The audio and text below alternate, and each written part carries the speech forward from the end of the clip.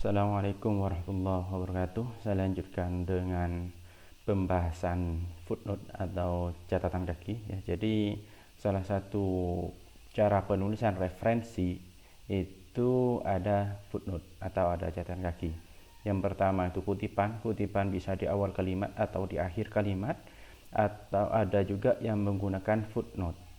Yang ketiga itu daftar pustaka. Nah, footnote di sini ada tata cara penulisannya ya. Jadi saya lanjutkan. Ini yang pertama yang harus kita perhatikan dalam penulisan footnote, ada nomor penanda catatan kaki. Jadi catatan kaki di situ menggunakan nomor. Jadi misalkan ada kalimat biasanya di akhir kalimat ada angka 1 sampai dengan sekian, 1, 2, 3, 4, 5 dan seterusnya. Lah, di situ tulisannya seperti tulisan derajat atau pangkat ya.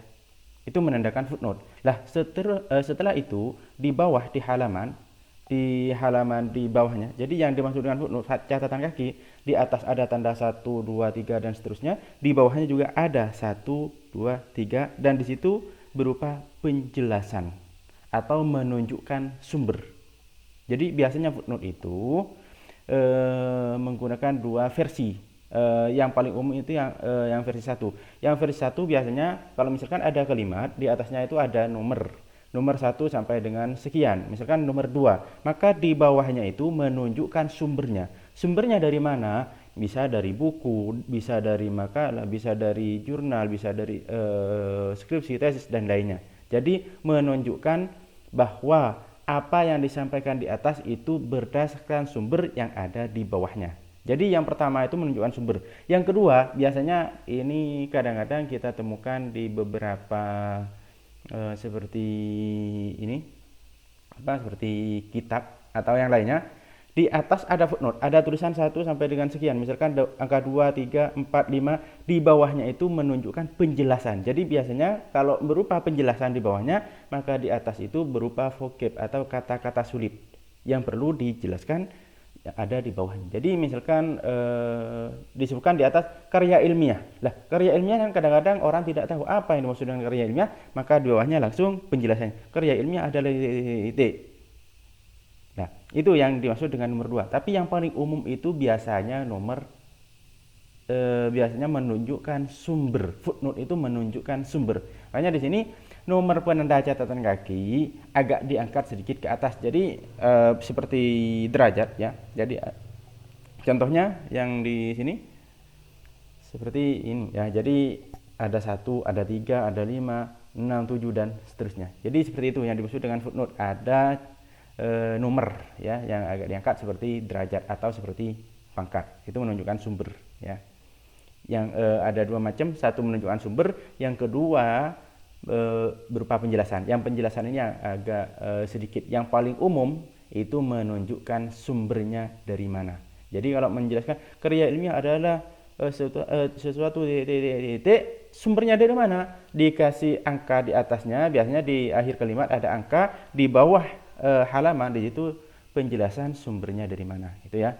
Jadi terus nama pengarang yang dijadikan catatan kaki ditulis sesuai dengan urutan nama asli, tidak disingkat ya, tidak dibalik. Kalau di daftar pustaka itu dibalik dan disingkat ya. Jadi misalkan Zainul Fajri, maka ditulis Fajri, Z. Itu kalau di daftar pustaka. Tapi kalau di catatan kaki tidak disingkat, tetap misalkan Zainul Fajri atau Muhammad Zainul Fajri, terus lanjutannya apa. Jadi tidak disingkat, tapi sama-sama kalau daftar pustaka dengan footnote sama-sama tidak menggunakan gelar ya, gelar atau pangkat. Misalkan Profesor Doktor Insinyur, Profesor Doktor Kiai Haji, itu tidak digunakan. Sama dengan penulisan daftar pustaka. Cuma perbedaannya kalau di footnote di situ tidak dibalik, tidak disingkat. Tapi kalau di daftar pustaka itu dibalik dan disingkat. Jadi yang digunakan itu kata terakhir. Misalkan Muhammad Zainul Fajri, kalau daftar pustaka itu diambil Fajrinya, M dan Z itu disingkat. Tapi kalau di daftar pustaka tidak. Jadi Muhammad Zainul Fajri tetap seperti itu. Terus judul buku referensi yang dijadikan catatan kaki dicetak miring sama dengan daftar pustaka, ya.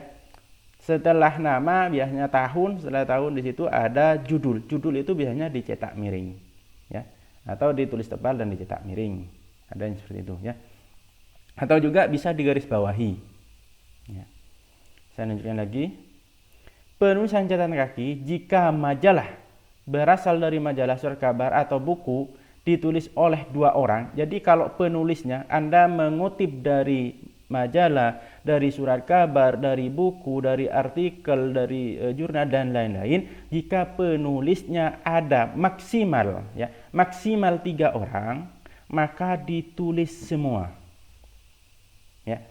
Misalkan 1 Fajri, 2 Fitroh, ketiga Fitrih, ditulis semua. Maksimal 3 orang. Ya. Nah, maksudnya ya maksimal 3 orang. Jadi ditulis semua. Jika lebih, yang kedua, jika lebih dari 3 orang, ya, berarti ada 4 dan selanjutnya. Misalkan nama pengarangnya 4, paling sedikit 4, maka ditulis cukup nama pengarang pertama. Misalkan pengarangnya Zainul Fajri, cukup Zainul Fajri, dan yang ke-4, 5, 6, 7 itu dan selanjutnya itu cukup ditulis DKK atau et al. Bahasa lain, ya. Jadi kalau di dalam bahasa Indonesia DKK dan kawan-kawan. Perbedaan dengan daftar pustaka, kalau di daftar pustaka nama pengarang minimal 3, ya. Minimal 3 kalau di daftar pustaka. Minimal 3 di kutipan maksudnya. Di kutipan kalau minimal 3, jadi Fajri, Fitroh, Fitrih misalkan, maka ditulis Fajri DKK. Tapi kalau di footnote di sini itu minimal 4 baru ditulis DKK.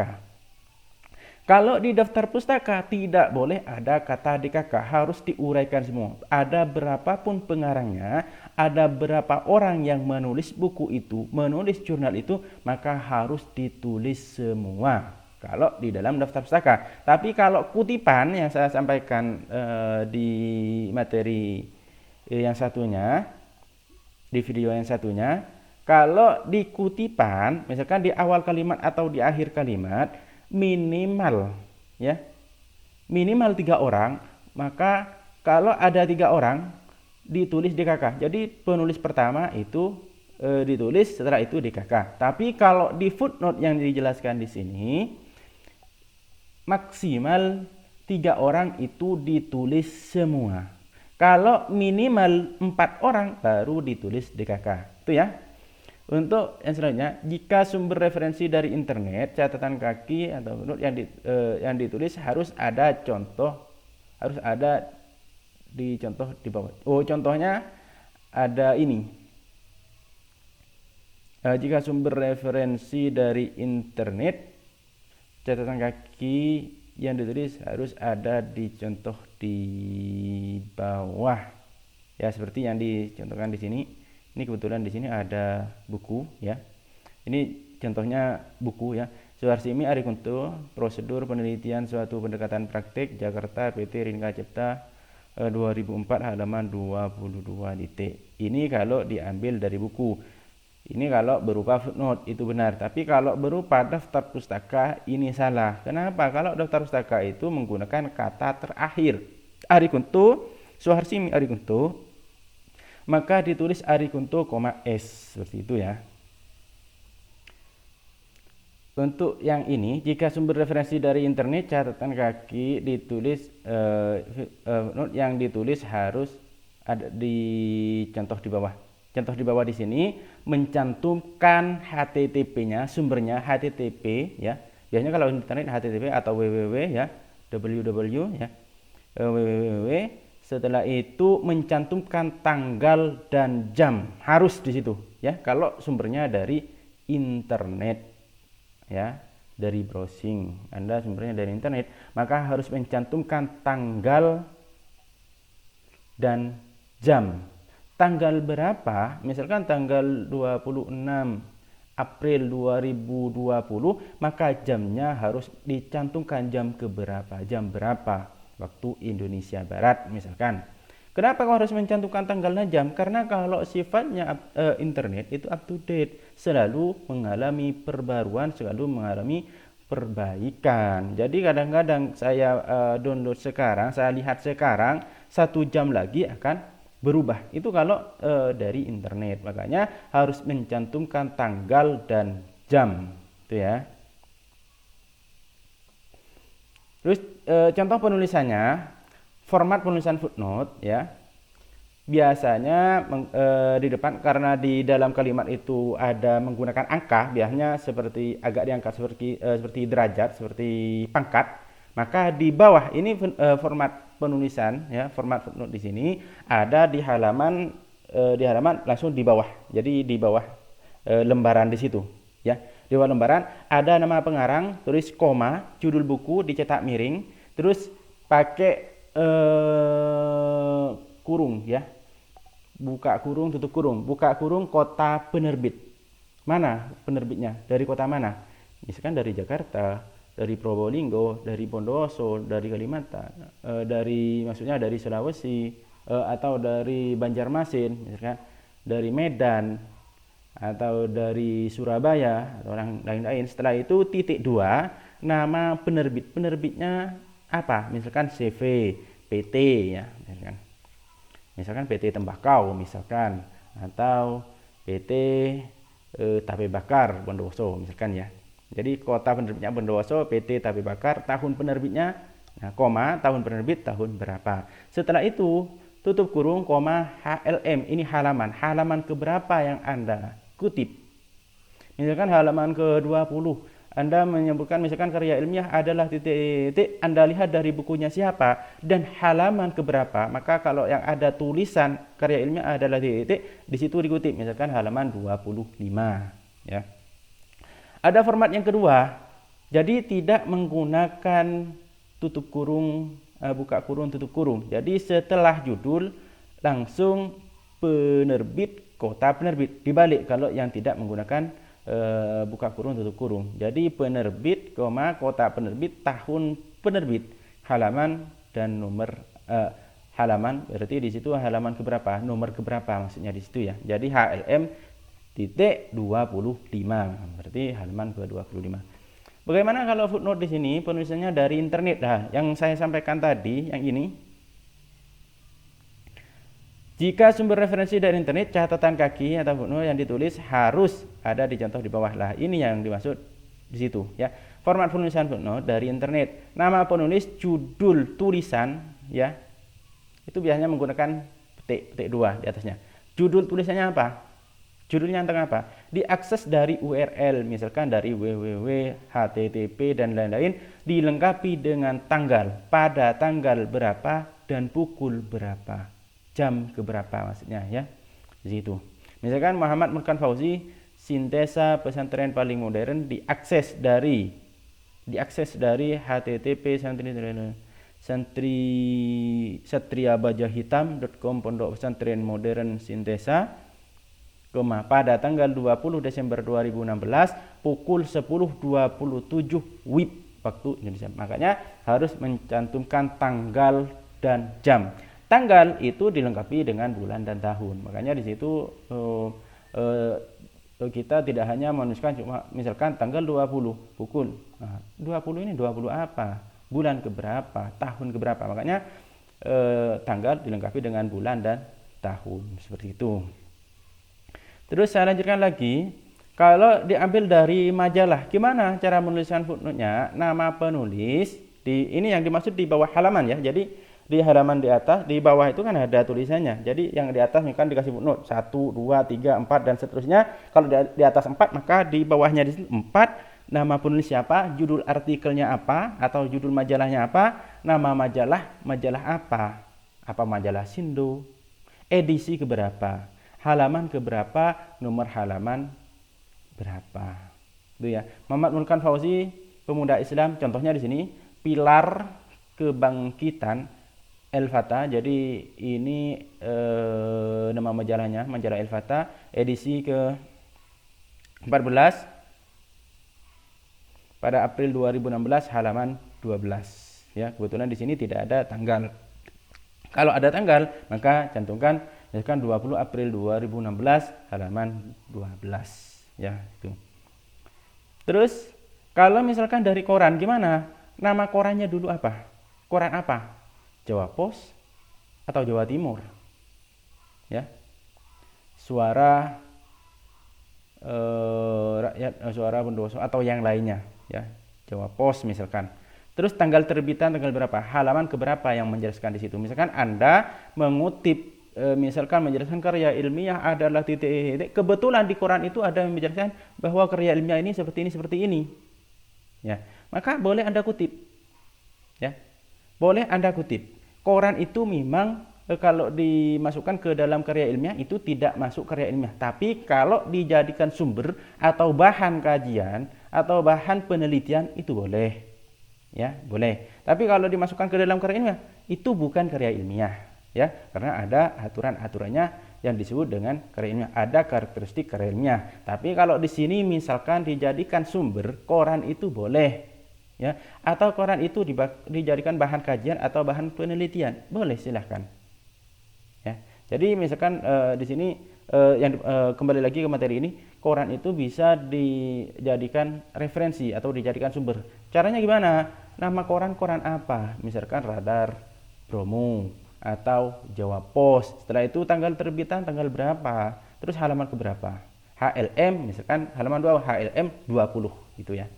Contohnya di sini 1 Suara Merdeka 2 Juni 2014 HLM 14 ya. Kalau bisa maka Suara Merdeka dilengkapi misalkan Probolinggo atau Bondowoso atau Jember atau langsung Radar Jember 2 Juni 2014 halaman 14 itu ya. Terus saya lanjutkan lagi. Lah, di sini penulisan footnote perlu kita ketahui, kita pahami ada 3 jenis penulisannya. Ada ibid, objit, logjit. Ya, ibid. Ibid itu digunakan singkatan dari ibidem. Ibid itu digunakan ketika sumber di situ belum diselingi sumber lain. Jadi misalkan nomor 1 ya. Ada footnote nomor 1, nomor 2, nomor 3, nomor 4. Nomor 1 misalkan Fajri. Jadi pengarangnya dari Fajri 2016 dan lain-lain. Terus yang sumber kedua kebetulan sama dengan yang di atasnya, sama dengan yang punyanya Fajri. Maka penulisannya cukup langsung menuliskan ibid. Di situ kalau halamannya sama cukup ibid, selesai. Tapi kalau halamannya beda, ibid HLM 20 ya, HLM 30 ya. Jadi ibid itu digunakan ketika ada sumber di atasnya, di atas ini ada sumber, terus di bawahnya ini belum ada sumber lain. Ya, jadi sumber A, misalkan sumber 1 dari Fajri, sumber 2. Lah, sumber 2 ini kebetulan sama dengan yang di atasnya, langsung ditulis ibid. Ya, ini berarti ini belum diselingi sumber lain. Jadi sumber 1 ini misalkan dari Fajri, terus sumber 2 kebetulan dari Fajri juga sama, bukunya sama, maka langsung tulis ibid. Di sini ya, ibid. Kalau belum diselingi. Tapi kalau di sini misalkan di sini Fajri, di sini Fitri, di sini Fitro, baru di sini Fajri lagi, maka tidak bisa menggunakan kata ibid. Ya. Ibid itu berlaku ketika belum diselingi sumber lain atau diselingi sumber lain di sini, tapi sumbernya sama dengan yang di atasnya. Misalkan Fajri, di sini Fajri juga, di sini Fajri, di sini Fajri, maka ibid boleh ibid. Tapi kalau di sini sudah ada sumber lain, maka sumber Fajri, di sini sumbernya Fitro, lah di sini sudah tidak bisa menggunakan ibid lagi, itu ya. Objit, logjit. Nah, kalau diselingi sumber lain ada misalkan Fajri di sini Fitro, maka ada 2 kemungkinan, ada objit, ada logjit. Ya. Objit, logjit ya. Jadi kalau misalkan ada sumber A, ada sumber dari Fajri, di sini Fitro, di sini kebetulan sama dengan yang di atas di sini, misalkan sama dengan punyanya Fajri, di sini juga sama dengan punya Fajri, maka ada kemungkinan ya. Di sini misalkan di sini Fajri, di sini sama dengan yang di sini. Ini sumbernya Fajri, di sini Fitro, di sini Fajri, di sini Fitro. Lah, ini tidak bisa menggunakan yang di 2 ini, tidak bisa menggunakan ibid. Bisa menggunakan objit atau logjit. Kapan objit, kapan logjit ya. Objit dan logjit itu kebetulan sumbernya sama dengan yang di atasnya, tapi sudah diselingi sumber lain. Objit di sini menggunakan objit ketika sumbernya sama dengan yang di atas dan halamannya sama. Halaman sama, itu objit. Jadi misalkan Fajri, Fitro, di sini Fajri, kebetulan sumbernya Fajri juga sama dengan ini, pas kebetulan halaman sama, maka cukup objit. Maksudnya cukup logjit ya.